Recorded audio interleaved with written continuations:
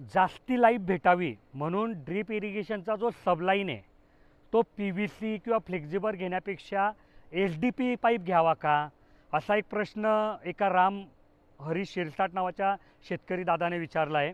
आणि त्यांना असं का वाटतं की हा पाईप वापरावा, कारण त्यांचं शेतात डुकरं आणि हरणांचा फार त्रास आहे. तर बघा, मी मागे पण व्हिडिओ बनवली होती आणि सांगितली होती की तुम्ही फ्लेक्झिबल पाईप पण ड्रिप इरिगेशनला सबलाईन म्हणून वापरू शकतात. PVC पाईप तर वापरतात, तुम्ही SDP पाईप पण वापरू शकतात. जो स्प्रिंकलरचा पाईप आहे तो क्लॅम्पवाला तो पण वापरू शकतात. पण SDP पाईप जो असतो हा PVC पाईपपेक्षा खूप जास्ती महाग असतो. मग तुम्ही एवढा महाग जर पाईप घेणार आहे तर तुमचं जे ड्रिपचं बजेट आहे ते खूप महाग होऊन जाईल आणि म्हणून ते पुरणार नाही.